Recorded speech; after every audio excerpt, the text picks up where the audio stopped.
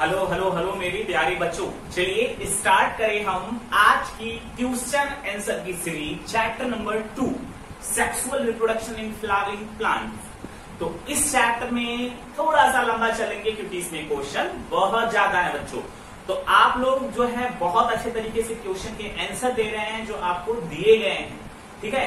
तो आप जो है आपके नाम बता दें, लेकिन उससे पहले हम पहले उस क्वेश्चन को बता दें कि इसमें कौन कौन सा सही था। बहुत सिंपल सा क्वेश्चन पूछा गया था आप लोगों से पिछली क्लास में।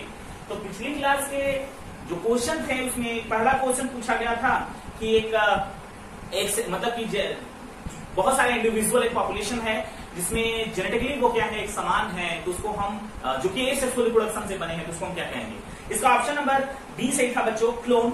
उसके बाद साइनगेमी मतलब क्या होता है कि जब दो गैमेट क्या करते हैं, आपस में फ्यूज होते हैं। ऑप्शन नंबर ए सही था। उसके बाद vegetative reproduction agave occurs through, तो अगेव में वेजिटेटिव रिप्रोडक्शन किस प्रकार से होता है, बल्बिल्स टाइप्स का होता है। इसका ऑप्शन नंबर सी सही था। उसके बाद new banana plant develop from, यानी कि नया बनाना प्लांट जो था वो डेवलप होता है, वो किससे होता है। इसका ऑप्शन नंबर कौन सा सही था, सकर, यानी ऑप्शन नंबर बी सही था। तो आप लोगों ने किसने किसने इसका आंसर दिया उसका नाम हम बता दें। तो इसका आंसर सबसे पहले जिद्दीगल ने दिया, उसके बाद दूसरे नंबर पे अंशिका, ठीक है, अंशिका बिंद अंशु इन्होंने दिया। उसके बाद तीसरे नंबर पर बालकृष्ण यादव इन्होंने दिया। उसके बाद चौथे नंबर पर अलका राय और उसके बाद ताशीन, ठीक है। इन 4-5 विद्यार्थियों के सारे आंसर सही हैं। तो आप सभी के लिए बहुत बहुत धन्यवाद और बहुत बहुत तालियां, क्योंकि आप इसी तरीके से बने रहिए और क्वेश्चन का आंसर देते रहिए। उसके बाद भी 2 और भी विद्यार्थी हैं जिन्होंने क्वेश्चन के 3 हैं जिन्होंने क्वेश्चन के आंसर दिए हैं, लेकिन उनके एक आंसर गलत हुए हैं। कोई बात नहीं, आप लोग इसी प्रकार से प्रयास करिए, आपके सारे जवाब सही होंगे। दितेश प्रजापति, इनके 3 जवाब सही हैं। उसके बाद पम्मी तिवारी, इसके भी 3 जवाब सही हैं। और उसके बाद कुमकुम राय, इनके भी 3 जवाब सही हैं। तो आप सभी विद्यार्थियों के लिए बहुत बहुत धन्यवाद, आप लोगों ने प्रयास किया। और भी जितने भी विद्यार्थी देखते हैं, आप जरूर प्रयास किया करिए। आपके एक सवाल सही हो, 2 सही हो, वो नहीं डिपेंड करता है, बात ये करती है कि आप लोगों ने प्रयास किया कि नहीं किया। तो चलिए स्टार्ट करें आज क्वेश्चन आंसर की सीरीज। आपके स्क्रीन पर वापस लाएंगे। और हाँ बच्चों, आप लोग जो है क्वेश्चन का आंसर चैट में दिया करिए, साथ में कमेंट में भी जो क्वेश्चन पूछ लिए जाते हैं, पेंडिंग में छोड़े जाते हैं, नेक्स्ट डे के लिए आप उसके आंसर कमेंट में जरूर दिया करिए, ठीक है। यहां तक यार अब तो हम आप इंग्लिश वाले क्वेश्चन की हिंदी भी बता रहे हैं, आप तो आंसर दे दो, ठीक है। तो इस क्वेश्चन इस चैप्टर में हम समझेंगे बहुत सारे स्टूडेंट आंसर देने वाले हैं। तो चलिए स्टार्ट करें हम आज की क्लास। और आज की क्लास में पहला क्वेश्चन आपके स्क्रीन पर, हम यहाँ से हट जाते हैं दूर और आप इसका आंसर दे दीजिए। पहला क्वेश्चन है आपके स्क्रीन पर, स्टूडेंट पूछा है attractants and rewards are required for. इसका ऑप्शन 4 दिया है आपके बीच में और इसका आंसर आपको देना है।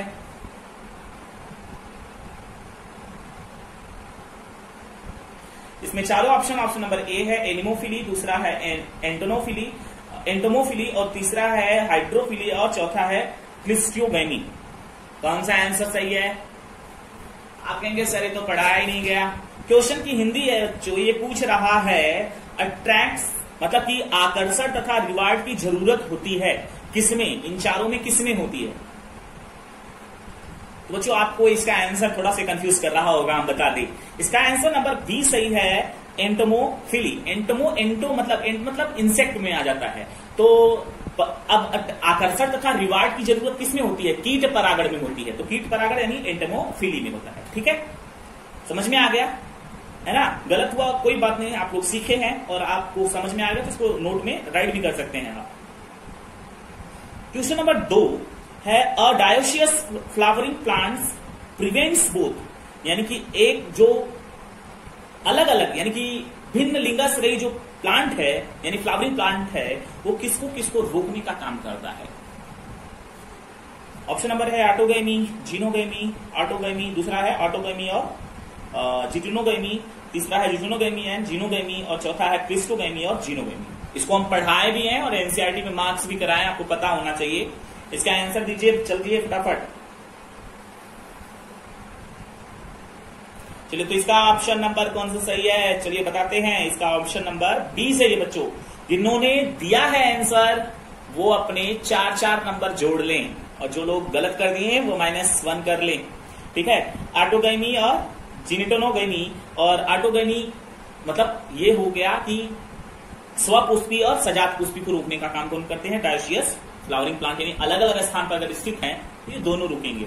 ठीक है, उसके बाद ऑप्शन क्वेश्चन नंबर 3 आपके स्क्रीन पर, functional mega spore in an angiosperm develops into, यानी कह रहा है कि एक आवृत बीजी में जो क्रियाशील मेगा स्पोर होता है वो कौन है इनमें से?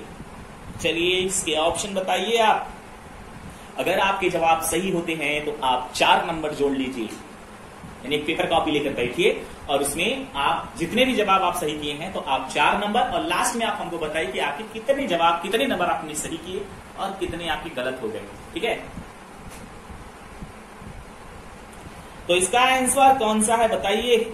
ऑप्शन नंबर सी सही है इसका, एम्ब्रियोसैक। जिसके जिसके सही उसको +4, जिसके गलत उसको -1। चलिए आगे बढ़ते हैं। Double fertilisation in exhibit by, बहुत आसान, यानी कि दोहरा निषेचन इनमें से किसमें होता है बच्चों? बता दो, अब तो बता दो नालायको। यार पढ़ाए, इतना सिंपल सा क्वेश्चन नहीं आएगा तुम लोगों को तो फिर सॉरी। चलिए बताइए, आंसर दो। चलिए बहुत सारे लोगों का आंसर भी आ रहा है, ऑप्शन नंबर डी सही है, एंजियोस्पर्म। Very good. अगला क्वेश्चन है आपके बीच में, कौन सा, which one of the following statement is not true, यानी इनमें से कौन सा स्टेटमेंट गलत है? ऑप्शन दीजिए। ऑप्शन नंबर ए है, exine of pollen grain is made up of sporopollenin.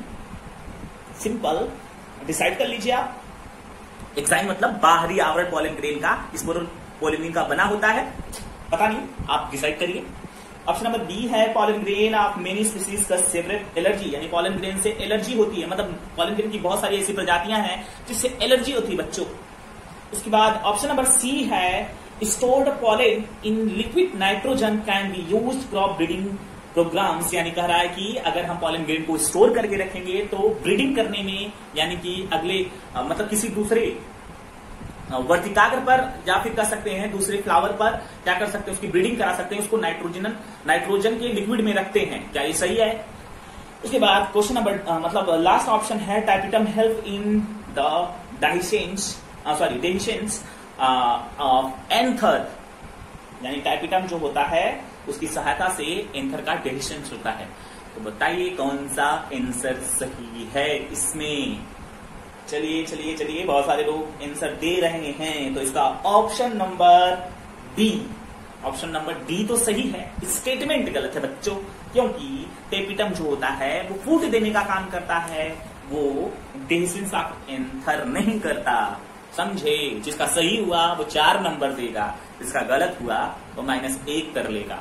चलिए अगला क्वेश्चन आपके स्क्रीन पर, seed formation without fertilization in flowering plant involves flowering plants involve the process of, बताइए। हिंदी सोच रहे हैं, हिंदी बताएंगे सर जी, चलो बोल देते हैं हिंदी, थोड़ा इंग्लिश पढ़ना सीखो भाई। कह रहा है कि बिना निषेचन के बीज के निर्माण को क्या करते हैं बच्चों? क्या करते हैं, यानी कि फ्लावरिंग प्लांट में अगर बिना निषेचन के बीज का निर्माण हो जाए तो क्या होगा? बताइए इसमें से कौन सा ऑप्शन सही है? हम इसका आंसर नहीं बताने वाले, अब बहुत बता दिए, इसका आंसर आपको कमेंट में देना है। चलिए अगला क्वेश्चन है, proximal end of the filament of stamen is attached to, यानी कह रहा है फिलामेंट का अंतिम भाग किससे अटैच्ड होता है? ऑप्शन 4 है और आपको देने हैं आंसर। चलिए बताइए कौन सा आंसर है? इसका? बहुत सारे लोग दे रहे हैं, हम नहीं बताएंगे इसका भी आंसर, आपको कमेंट में देना है। उसके बाद अगला क्वेश्चन है, cotyledon of maize grains is called, यानी मैज में कोटिलीडॉन्स को यानी बीज पत्र को क्या कहते हैं? इसका भी आंसर हम नहीं देने वाले हैं, जाइए कमेंट में दीजिए। उसके बाद 11वां क्वेश्चन, मतलब अगला क्वेश्चन हमारा, इन मेजॉरिटी ऑफ एंजियोस्पर्म, यानी कि एंजियोस्पर्म में इनमें से क्या होता है। द मेजॉरिटी ऑफ एंजियोस्पर्म मतलब मैक्सिमम एंजियोस्पर्म यानी आवृत बीजी में क्या होता है इनमें से। 4 ऑप्शन दिए हैं, इसका भी हम आंसर बता दें? नहीं बताएंगे। तो बच्चों, आप लोगों ने बहुत सारे प्रयास किए, हमने 5 क्वेश्चन के जवाब आपको नहीं बताए हैं। अगर नहीं बताए हैं तो इसका जवाब कहां देना है? नहीं बताइए कहां देना है? अरे बोलिए भाई, कमेंट में देना है। तो 5 जवाब जो भी देगा इसका नेक्स्ट डे नाम अनाउंस किया जाएगा तालियों के साथ, है ना। तो आज की क्लास इतनी ही थी बच्चों, और क्वेश्चन के आंसर की सीरीज आपको कैसी लग रही है ना।